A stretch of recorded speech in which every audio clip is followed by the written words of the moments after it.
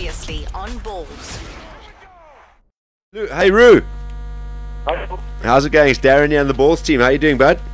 I'm alright, thanks for you, Darren. Very, very good, thank you. We're going to be with you in just a second. Just want to clear up: the Stormers do not play the Reds if they if the Reds win their their quarterfinal, basically, because the Stormers will play the lowest ranked side. Yes, so correct. they will only play the Sharks. If the Reds win, then the Stormers will play the winner of the other game.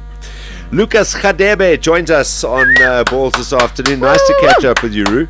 And I was just thinking now, when John said no, we're going to chat to Lucas a little later on, and we've been discussing possibly flag bearers for the Olympics, and I thought, who better than probably the most famous South African in the UK in the last 10-15 years than Lucas to carry our flag? Sure. Nah, you know what?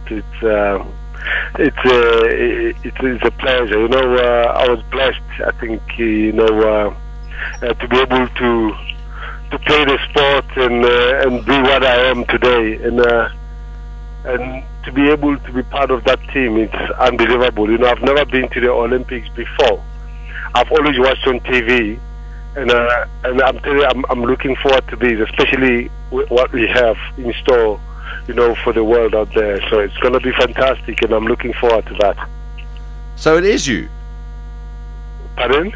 Is it you?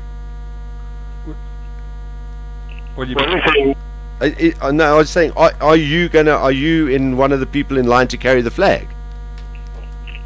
Actually, I'm not carrying the flag, but I'm an ambassador for the Olympics. Oh, okay. We thought for a moment you might be carrying the flag there, and we know they're only announcing it later this week. But okay, but you will. I wish. I was. Sports 24 frantically rewriting.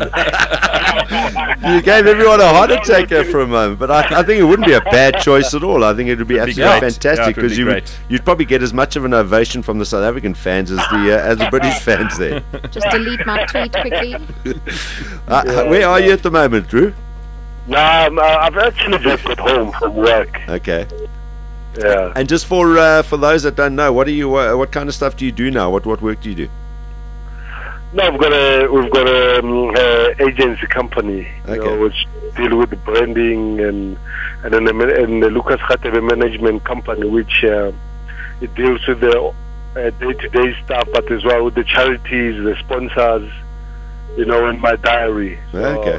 it's quite hectic. Which is still very busy, I can just imagine. Yeah, Simon. Just on the subject of the flag, Lucas, who do you think, or who would you like to see carry it? I mean, we've got great people who I think are capable of doing that kind of work.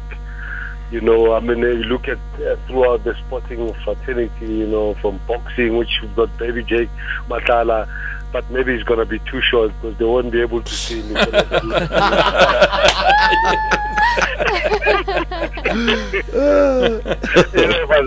But he's a legend, you know. Yeah. I mean, Yeah. we've got Geraldine. Yeah. Play, you know, who's been there, who's done it, you know. Yeah. I'm just okay. on the subject of Jake. We haven't seen or spoken to Jake for ages. I know he was going through some tough times recently. Have you seen him recently or spoken to him? How's he doing? He's doing okay. I think I'm going to see him as well on the weekend when we're doing the Walk the Talk, the Discovery 7 Walk the Talk. Okay. He's always he's ever so present there, and then we're involved as well with the Laureus Foundation. With ambassadors to that, and I see him all the time with that. And he's looking fit. He still packs a punch. Eh? Oh, could be a comeback coming here somewhere. Comeback on the way. Absolutely, yeah. But he's a great guy. He's got his family together, so it's Yeah. absolutely.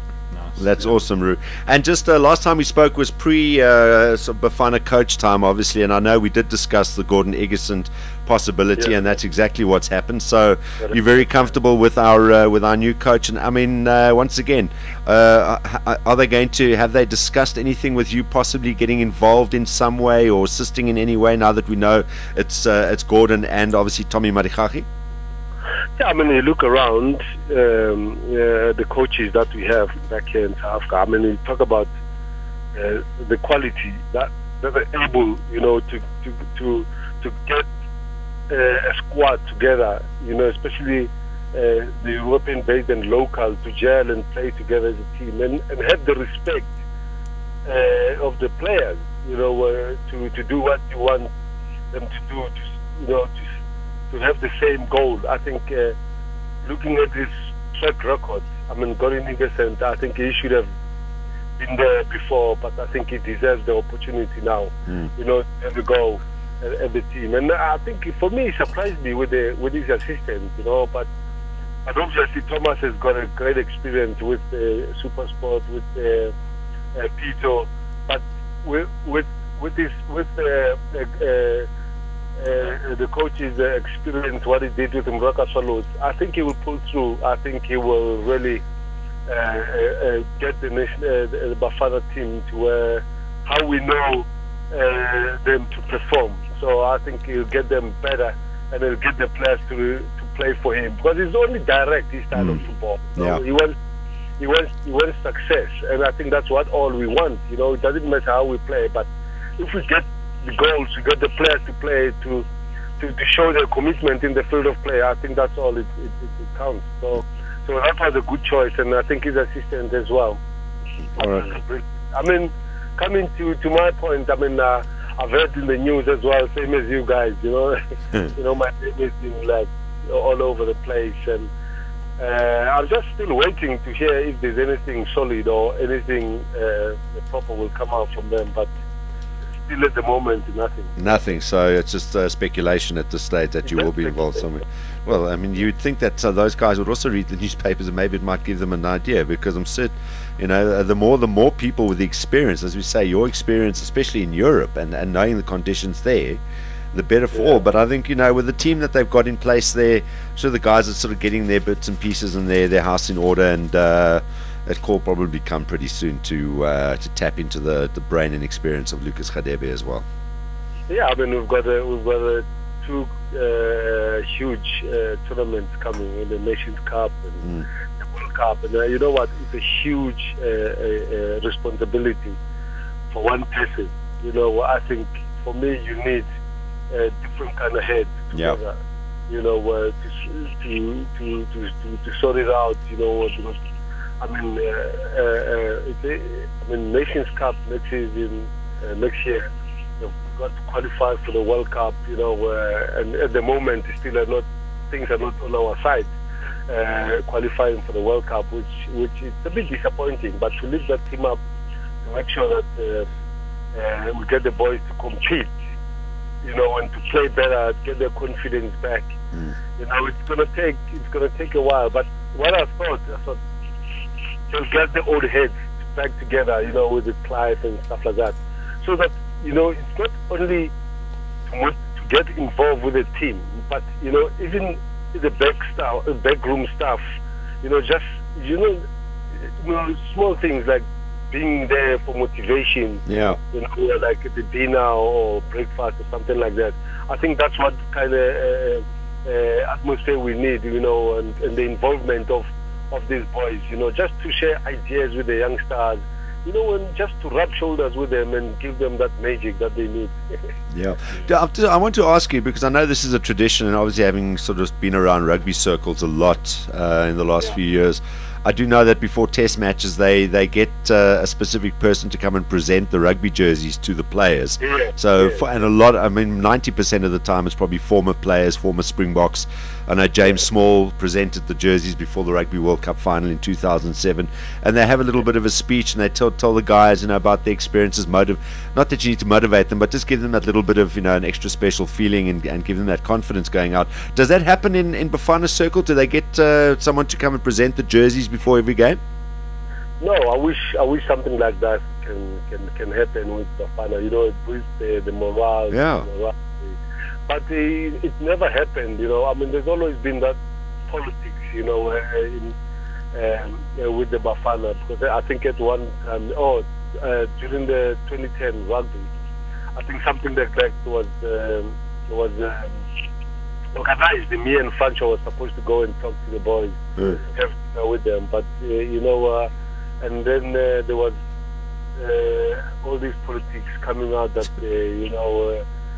it's not going to be good for the players, it's not going to be good for this. There were some reasons coming out there, and you know what? It never happened, and it's disappointing to see. It's crazy. I think I think old boys have got the, or not only for soccer, people from football, but from rugby, from tennis. You know, those who have done well in the sport, you know, can come and motivate. You know, and not seeing that happening, you know, it's a disappointment because we've got a lot of them who are just not really not participating enough. Yeah. All right, Drew, we're going to leave it there. We know you're very busy. We always appreciate you chatting to us here on Ballz Radio. And you say you are travelling off to London. When do you leave? I'm leaving. Actually, I'm doing the Black Label first, but I was due to leave on the 23rd, but I'm going to be leaving on the later in the month, on the 29th. Okay. So, tomorrow I'm with them. I'm giving them a pep talk tomorrow. Okay. Tomorrow night at the HPC. So it's going to be great. I think they need the motivation. They need the support. So awesome stuff. I'm looking forward to that. Great, and I'm sure the guys are looking forward to hearing you as well. Always great to chat to you, Lucas. All the best, man. And yeah, when you do go, travel safe. Yeah, thank you very much. Thank you so much. You, John, and it's been a pleasure having you guys and inviting me on the airwaves. Anytime, Lou. Cheers, man. Bye-bye. Bye. We the best on 3. 1, 2, 3. We the best. 2 p.m. to 6 p.m. Mondays to Fridays live on Ballz.co.za. Ballz.co.za.